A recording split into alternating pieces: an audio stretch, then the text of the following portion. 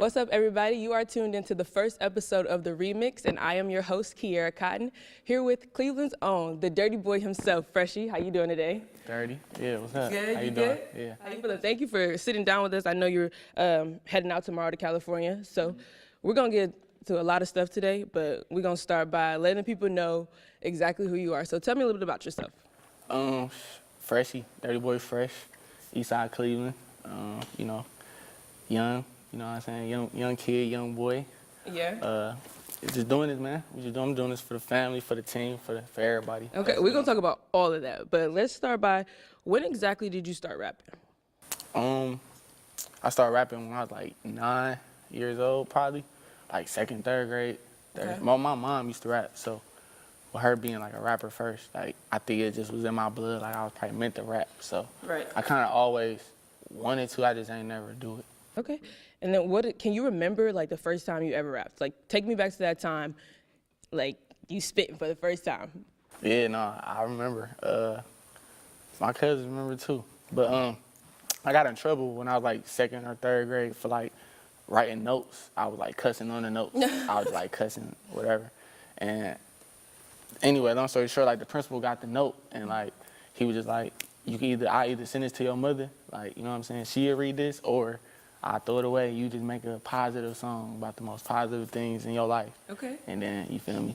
You make the song and perform it for your class, and then you off the hook. Okay. But you can't go to recess. So I was like, dang, I don't want to miss recess. Recess was lit back so in you the feel day. me? You feel me? So I'm like, I don't want to miss recess. So I like, get it. I don't want to get in trouble neither, though. You know what I'm saying? So I just stayed in his office. He had a garage band. It's like it first like came out for real. Mm-hmm. I was making my own beats, record myself, and I made a song about sports because that's like what I was into heavy at the time. So I made a song about sports, just rhyming about different sports. Do you remember the song?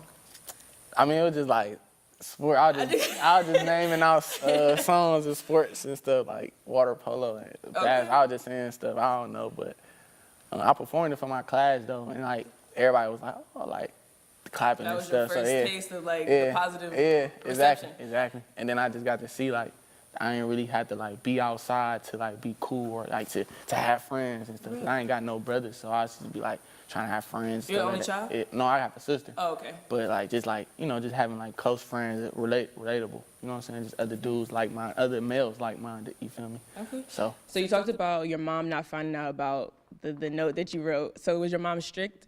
Nah, my mom, that's like my best friend. She had me when she was 17. Okay. So, and she had my sister when she was 15. So, gotcha. Okay. Or like 16. But, my mom, we like best friends. I mean, it just was like, you know what I'm saying? Like, I don't know. It's like a respect, Absolutely. It's just like the respect I have for her. And you know what I'm saying? Don't play. Yeah, you feel me? She don't play, exactly. So, it was definitely like something she ain't want me to do at that age. But, Now, were you able to see your mom rap? Like, have you seen your mom perform, like, growing up around that, none of that? She stopped when she got pregnant with my sister. So she was like 14. Have you brought your mom to the studio? You ain't go with your mom on the track? Nah, I ain't never, not yet. She don't be trying to, she do, but she don't. She don't try to rap or nothing. She just like, no, she just let me know that, that I know where it came from. You know what I'm saying? Okay. And speaking of knowing where you came from, tell me a little bit about what it was like growing up for you in East Cleveland. Like, we know East Cleveland as a news organization, like being one of the roughest parts of the city, but how was it for you growing up? Well, I mean, I grew up like in the whole east side of Cleveland for real. Like, I was born in East Cleveland. I graduated from East Cleveland, but I didn't spend my whole life there. I was like back and forth from Euclid, and I lived in Cleveland Heights too for my like older years of my time. But just being in East Cleveland, period, like I like go out there for the summer and be kicking with my cousins or like go to my father's crib or something like that, or my grandmother. Like, that's where I really like was born at, my grandmother's crib.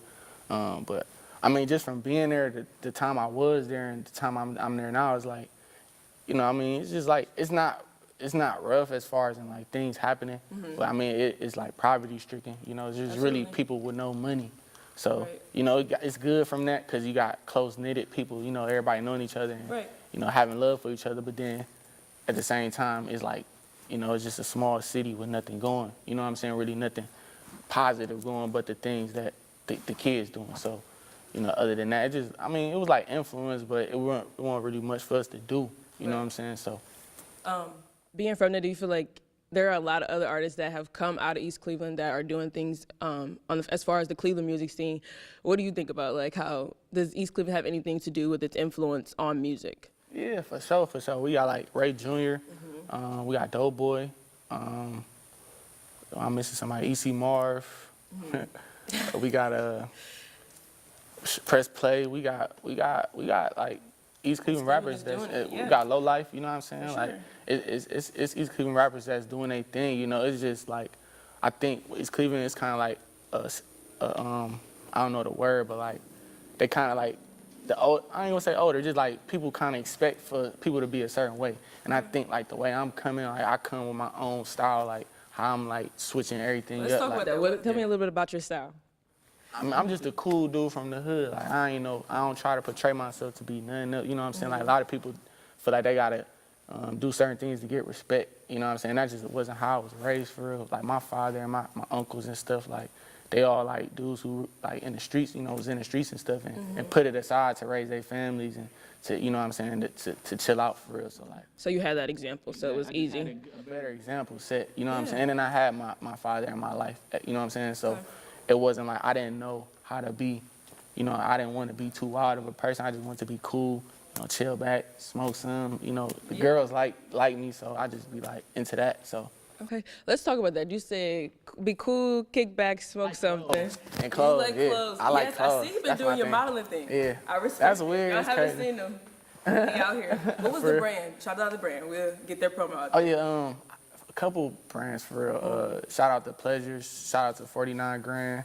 Shout out to Next. I'm like one of Next official models. That's who really like gave me the platform to. That really was the promo photo that you sent me, right? Yeah, that was part of the Next that was part of the Next. Yep. Okay. Shout out to Marco and all them man at Next. I really appreciate them. I can't really remember the other brands. I did a few, but that's like off the top of my head. Yeah, but so definitely doing the model thing. Have you always wanted to model? Like, how did you even get into that? It's funny. I never really thought I would model. Like, I was always picture friendly. Like, I like taking pictures, being behind the camera. But I never thought I'd be a model. It kind of was a joke, for real. Like, I just tell people, like, I'm about to be on my modeling and stuff. Like, just because I was, like, trying to redo my Insta. Just be like, man, like, I don't know. Just people be, like, promoting stuff, and it'd be, like, guns, money, drugs. And I was just like, you know, I could do that, too, but that's really not me all the way. You know what I'm saying? Like, it's a part of my life, you know what I'm saying? But it's not what I wanted to put out there. You know what I'm saying? Because I like putting out that I'm fresh, that I got, you know, girls, I got my homies, I'm out here living my best life. So I was like, well, what is that? That's like a model, you know what I'm saying? So I was like, well, I'm gonna just take pictures until like somebody pick it up and just take me serious. So I just kept doing it without really knowing I was gonna really be into it like that. Right.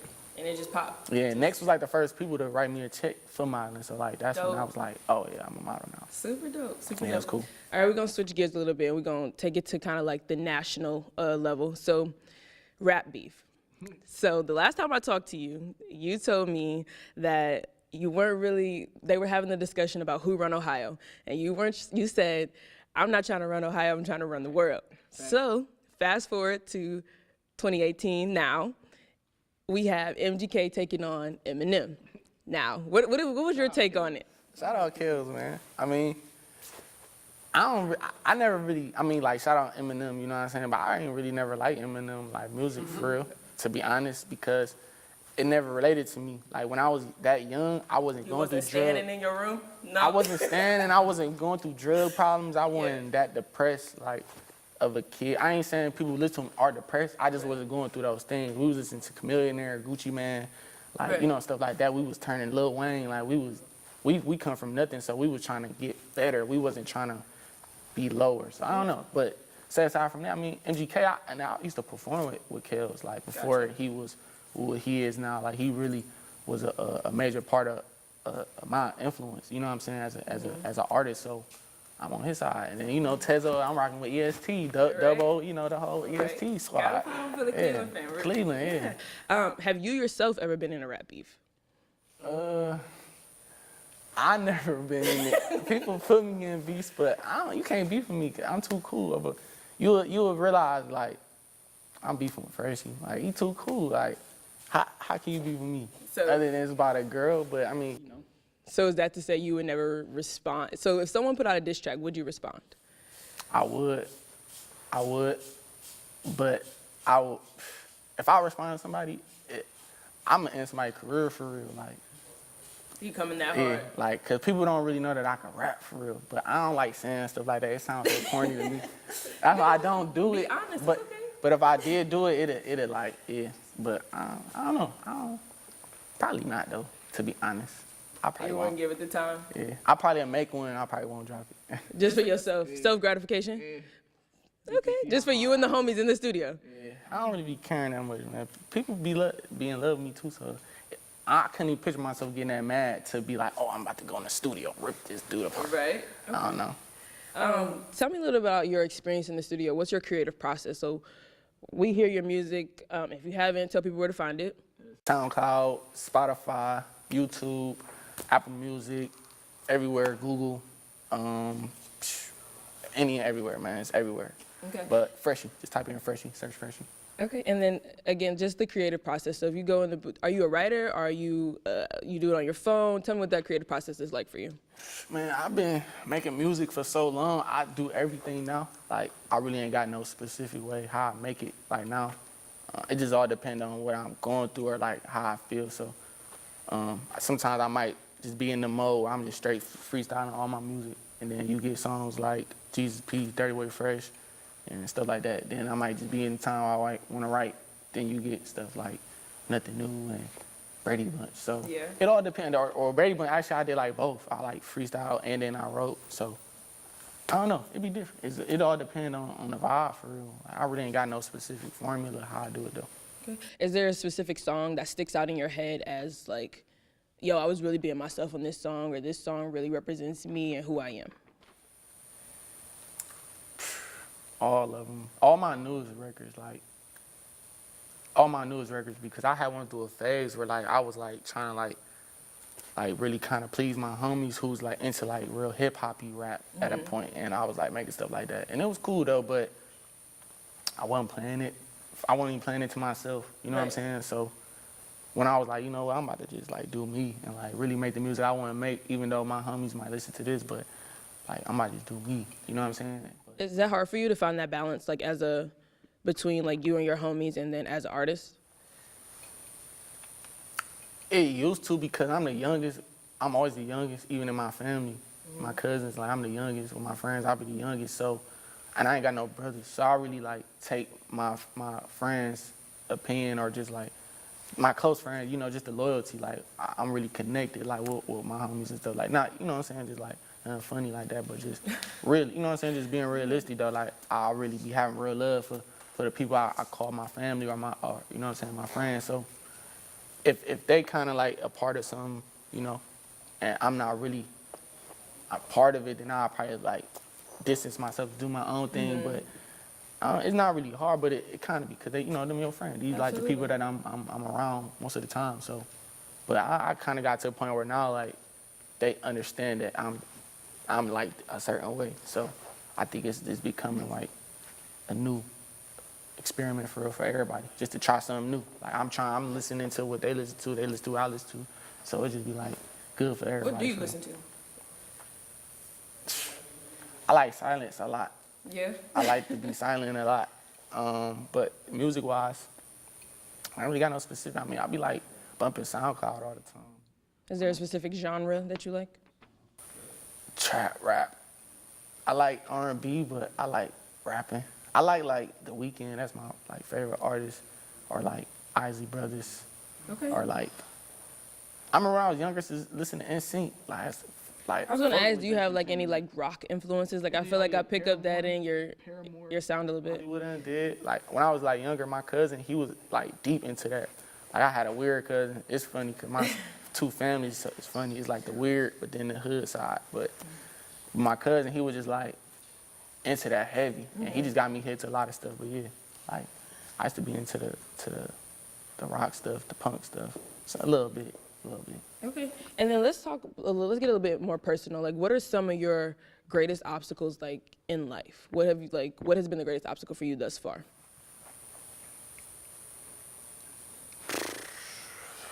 Being patient is one of them. you know, like we don't really like I don't know. It's like you'll be like, oh yeah, I'm gonna make it, but then you realize realistically how hard it is. Then that like it deteriorates some artists. It kind of put people back sometimes. Like I didn't see people start rapping and stuff, and then they just stop. You know, just don't even do it no more. I think that kind of like was a big obstacle, just really motivating myself, like being able to just be like, you know, no matter what, you know, I know what I want in life, so I'm gonna like push myself to that point, no matter, you know, not even time-wise, but just no matter how hard it may look or how hard it may seem, it's really easy. Just gotta really push yourself. Where does that strength come from for you though? Like who do you, like, do you turn to a special someone? Do you have a hobby that gets you back in the groove of things? Like how do you cope with feeling like that sometimes? Keep making music until, you know, you feel it. Like, just keep making. Like, I used to didn't make this good of stuff, you know, and I didn't know it, but I knew it. But now I was like, I know it. Like, I don't know, you kind of just start knowing. It's kind of like any skill, you know, once you start getting better at it, you feel better, you know, about anything, everything you do. So that's just like my cousin, like he working on trying to wheelie his bike now, you know what I'm saying? So I guarantee once he get it up, he gonna feel like he know, like, you know, I got it, you know what I'm saying? No matter how many times he fall, whatever, you just get up like, oh, I gotta get it, you know, it's like skateboarding, like, they just keep doing it until they get it. And it's just like a love you got for it. If you love it, you know, this is something I love, something I've been doing since I was a kid. My mom did it. So it's just really something I'm just like used to now. You know what I'm saying? Like I'm used to loving it. What's the biggest difference that you see in your music between back when you were a kid, so like you're saying like 2003, 2002, until now? What's the biggest difference that you see in yourself and your own music? I mean, like how I be like how I say like how smart I got with like just how I sound just sonically, like what's gonna hit and what's not, what's what I know, like oh I know, like I know if I did, I know. Just being smarter with it for real. So I think when I was younger, I just was like more fun, just trying to do it. I really ain't know like the importance of like quality over quantity, or just the importance of like what you saying, kinda, in a sense, like what you saying, but like just how you say it, just everything, you know what I'm saying? Just the proper recording etiquette, like just how to record, highlights and ad-libs. I didn't really know a lot. So I think now I got more knowledge, and I always record myself, so I get my stuff mixed and stuff. I always record myself, but. That's interesting. So how did you learn how to do that? Just being around it? Or self-taught? That's how I started. But I said with my principal, he made me do that, so I kind of always felt like that's what I had to do, like to do it myself. Dope. Okay. So I know that you've been out in LA before. Tell me a little bit about, is your music different when you're out in LA versus when you're here in Cleveland, or is it kind of the same? I record in LA. I don't really record out there though. I don't know. I don't really be focused all like that when I'm in LA. So LA is more of like a fun kick it. No, it's like. So tell me give me the rundown. What happens in LA? What happens in LA? I mean, I be smoking a lot. Okay. I smoke a lot in LA. I love LA. I can say that, man. Yeah. I love LA weed. I love LA weed, man. But it's legal there, right? Correct. Yeah. So you free for all. yeah, it's amazing. Like, it's amazing. Well, how do you feel about drugs and the influence? We just recently lost Mac Miller, RIP of an apparent overdose. And Mac Miller was somebody that I feel like, and correct me if I'm wrong, I want to speak for you, that like our generation had such a connection to growing up. Were you a Mac fan? I definitely was a fan. I wasn't an avid listener though. I didn't listen to Mac he wasn't like a probably big influence, but I definitely was impacted by like a lot of his songs and stuff like that. Like he had some good visuals too. His visuals was amazing. Yeah. All of them since his first one. Definitely creative. Yeah. Definitely. But I was more like a Wiz fan for real. On that, Wiz is underrated. During that era though, you know what I'm saying? Just during that era, I was on the Wiz side. But Mac was hard. He was a great rapper too. He could rap too. You know what I'm saying? Like he just wasn't like MGK. You know, Machine Gun K, like amazing. But you know, you got Mac Miller. He just knew how to like mellow it out to where you can like vibe. Like dang, like he got like the vibe music. Like that's what I liked about especially like that. I think it was the one album called like Colors or Faces, or the song on there was called Colors. The album was called like Faces or something. Okay. I forgot, but it was crazy. I liked it. But what are your thoughts on, like, do you think that our generation has a problem with substance abuse? I think every generation did. I think With a different form of a substance? we just got the social media now that's really like, I mean, you know, they had media too, but I think social media make it, I mean, because people die from drugs, you know, not even just famous people, you know. Every day. This happens. So I understand, you know, it's Mac Miller, you know, because it's like, we can't get his music no more. Versus a person who died, you just like, oh, Right. you know, they just died, you can't get nothing from them. But this happens though. I mean, substance abuse is real. I don't really condone people doing drugs. Like, I mean, I do what I do, but I don't do heavy drugs. I smoke, but you know, we have times, you know, we done other things, but like I never condone no hard drugs for nobody to do nothing. To be honest, you know what I'm saying? Just drink water. Drink water. Smoke a blunt. I mean, I say everybody should just smoke a blunt, but I mean, yeah, I mean, it's a part of life. It's a part of life. It's what's in America. It's what's happening. But you know what I'm saying? I don't think that musicians do it. I think we go through things that normal people don't have to go through, like just separation, anxiety. He probably was depressed. You know what I'm saying? Just things we gotta go through, stuff we gotta talk to ourselves that you need something to cope with. And if you got an abundance of money, an abundance of drugs, and an abundance of friends that's gonna do it with you, then that's usually the outcome. So just as a man, as an artist, and as a human, you gotta just, you know, respect that you got fans and people that's like watching you. You got family that's caring about you. You got kids that's looking up to you. You might got a daughter or son, you know. So if you was doing drugs and you got all that to lose, and you know, that's a decision you gotta make. Yeah, absolutely. We're gonna switch gears because you brought up a very, like, something interesting to me, that you said you were influenced by Wiz. And I think Wiz is extremely underrated, like, especially as someone that has consistently made music good music over time. So give me three. I'm gonna give you three. Give me three artists that you think are underrated. And this can be locally, nationally, in your opinion. Three artists I think underrated. I can't say Freshie. I mean, you can. That's what you want to do. Nah, I'm gonna be fair. I think, for one, my homie Low Life underrated. They don't give him enough credit, but it's coming though. Yeah, that's just, you know how that go.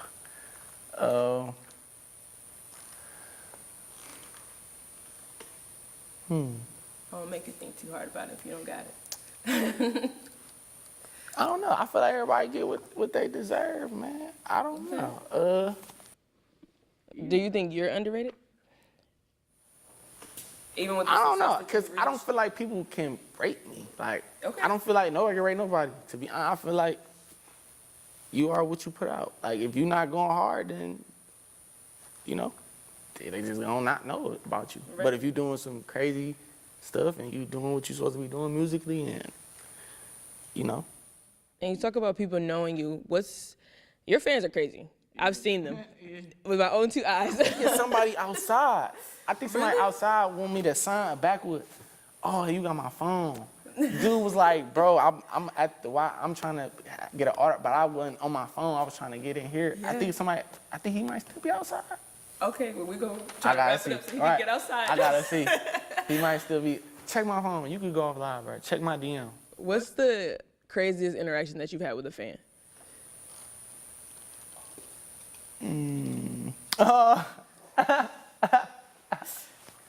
Was that a lifeline? Like, what was the Oh my God. No, all right. So I was trying to think of any time crazy. I guess that's crazy. But we was in LA.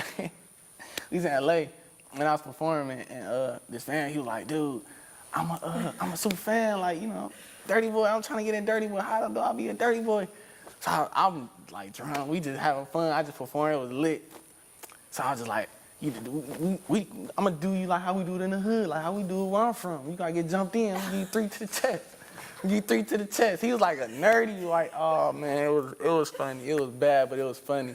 But it was good at the same time because he like loved Did he it. go like, through with it? No, he loved Oh, it. he He was was- like, oh, little, for real, it was so fun. He like, imagine like the little kid off Stuart Little, like just grown up, like, as like an 18-year-old, bro. He was just like a little wimpy kid. He was raw though, he was cool, he was turned. But I punched him in his chest 3 times and he took him though. He was flinching, he was clenching his teeth like, he was dirty boy after that though. On life. Okay. I gave him a hug, everything. What was his name? Do you remember? I don't. You did. His name, little boy with the glasses, little Timmy. Little Timmy. All right, so you've taken us from Freshie in 2003 to Freshie now. Tell me about Freshie in 2025. So 5+ years from now, what's next? I didn't even know I'll be here. It's like a blessing, so Yeah. I don't know. Hopefully, you know. Okay, so that's long term. Let's try short term in the next year. 6 months to a year. What's next? Traveling.